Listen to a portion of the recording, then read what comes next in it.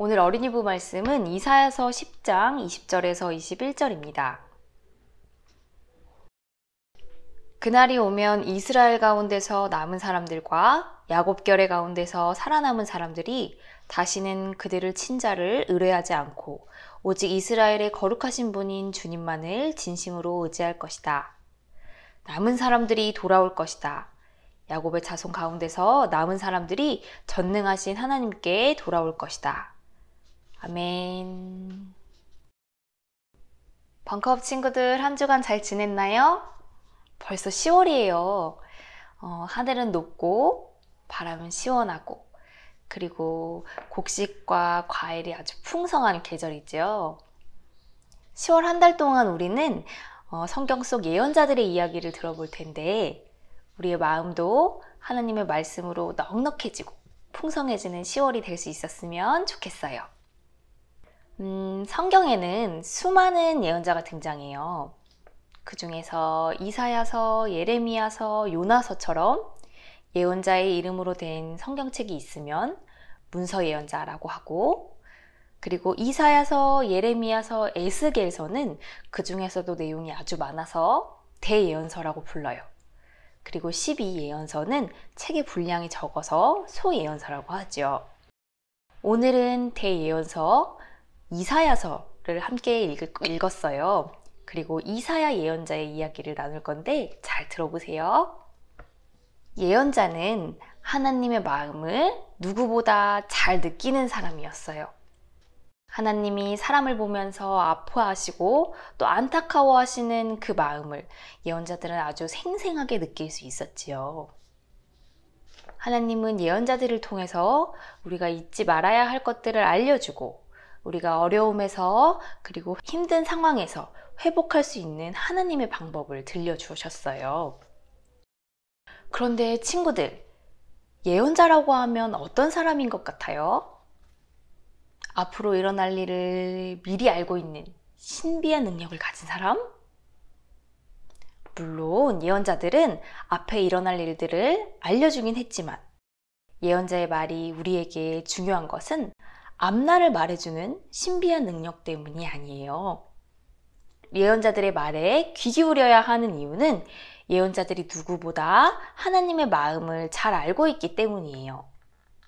그래서 예언자들의 말에 귀 기울이다 보면 우리를 바라보시는 하나님의 마음은 어떤지, 그리고 이 어렵고 혼란스러운 상황에서 어떻게 행동하는 것이 맞는지 우리는 깨달을 수 있지요.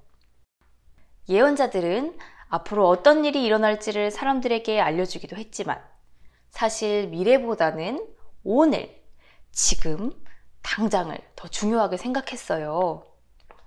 오늘, 지금, 이 시간에 당장 마음을 돌이키고 행동을 바꾸도록 설득하는 것이 하나님이 예언자를 세우신 이유였거든요. 하지만 사람들은 예언자들의 말에 귀 기울이지 않았어요. 예언자들은 사람들이 어떤 잘못을 하고 있는지 잘못을 매섭게 지적하기 때문이었어요. 그리고 어떻게 행동을 바꿔야 하는지 단호하게 알려줬지요. 사람들은 자기의 잘못을 지적하고 자기의 태도를 바꾸라고 하는 예언자의 말이 달갑지 않았어요. 특히 지금 삶이 너무나 만족스러운 사람들, 가진 것도 많고 다른 사람들을 마음대로 부릴 수 있는 그런 높은 자리에 있는 사람들은 더욱 달가워하지 않았지요. 예언자는 사람들에게 하나님의 음성을 들려주고 있었지만 사람들은 듣고 싶은 말이 아니라 듣기 껄끄러운 말을 하는 예언자의 말에 잘 귀 기울이지 않았어요. 그래서 예언자들은 항상 외로웠어요. 외로워도 멈추지 않고 하나님의 마음을 전하고 하나님이 맡기신 말씀을 전하는 것이 바로 예언자들의 운명이었지요. 이사야 예언자도 마찬가지였어요. 이사야 예언자가 활동했던 시기는 이스라엘 역사 가운데서도 가장 혼란스러운 시기였어요. 이스라엘은 남유다와 북이스라엘로 갈라져 있었고 북이스라엘의 높은 사람들도 남유다의 높은 사람들도 정의롭지 않고 평등하지 않게 나라를 다스리고 있었지요.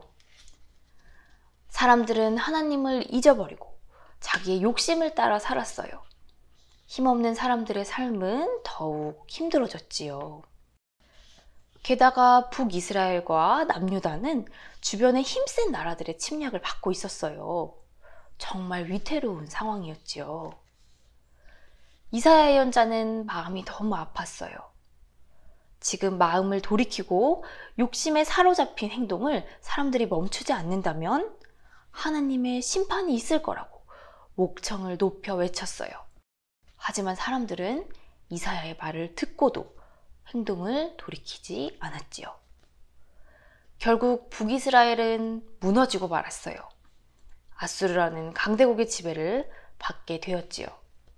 남유다도 겨우 나라를 유지하고 있는 정도였어요. 이사야 예언자는 계속해서 하나님이 알려주신 정의를 바로 세우라고 크게 외쳤어요. 하지만 사람들은 여전히 이사야의 말에 귀 기울이지 않았어요. 결국 남유다도 바벨론이라는 강대국에게 멸망하고 말았어요. 유다 사람들은 바벨론의 포로로 잡혀가게 되었지요. 사람들은 절망했어요. 하나님이 우리를 버리셨다고 슬퍼했지요. 이사야 예언자는 이 모든 모습을 지켜보면서 마음이 찢어질 듯이 아팠어요. 그리고 좌절하고 슬퍼하는 사람들을 향해 새로운 하나님의 음성을 들려주었어요.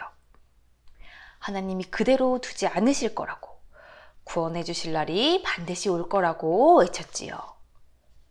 언젠가는 정의롭고 평등한 세상, 서로가 서로를 아프게 하지 않는 날이 올 거라는 그런 희망을 사람들에게 전해주었어요. 포로로 잡혀갔던 사람들, 그리고 폐허가 된 고향에서 슬퍼하던 사람들은 이사야가 전하는 그 날을 기억하면서 마음을 다잡았어요.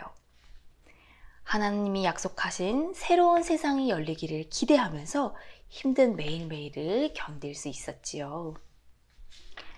사랑하는 벙커업 친구들, 우리가 볼 때 정의롭지 않은 방법을 쓰는 사람들이 더욱 잘 되는 것 같고, 하나님 말고 돈과 힘을 하나님처럼 섬기는 사람들이 성공할 것 같은 그런 기분이 들 때가 있어요.